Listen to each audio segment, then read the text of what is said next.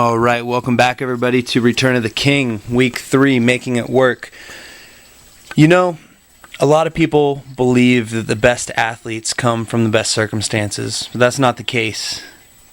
The best athletes come from many different places, but one thing they all have in common is they make it work. They make whatever their circumstance is work. I always try and remember this when I'm training. I know that I don't have access to all of the equipment that would make me the best athlete I could be, but it doesn't matter because you still have to move forward. You have to keep going. You have to apply your best effort no matter what the circumstances are to become the best you possible. The reason that I was reminded of this week is because I actually had the cops called on me while I was throwing the keg at the park. So in previous videos, you've probably seen me throwing a keg over a fence. Now that fence is a backstop to a baseball diamond at a local park. And I've done that probably 4 or 5 times, but last week I got the cops called on me, and they came out and said that someone had reported us for being suspicious and intimidating. And I was actually throwing with one of my friends, Nate. And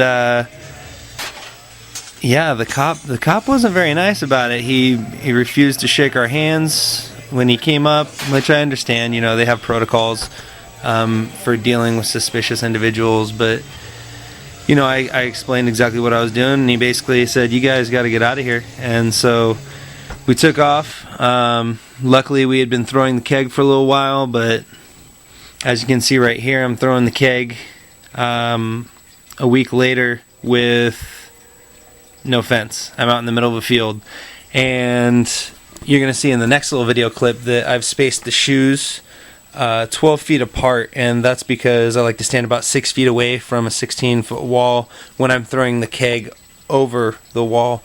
So I'm hoping to, as I throw from one shoe, to just about land on the other shoe, and that should be right about the perfect arc that I'm aiming for.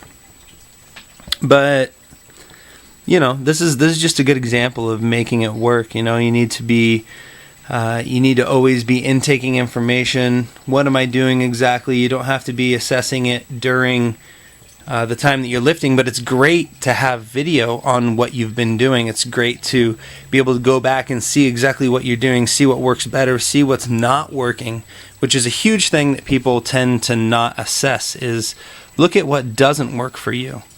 And you can exclude that from your training, and you can include things that do work for you. So yeah, I know this one is a little bit short. I didn't get a chance to film as much as I would have liked. Hopefully next week will be a little bit longer, but this is really all I got to say about it. I thought I'd share that quick story with you, and you know, remind everybody that whatever your circumstances are,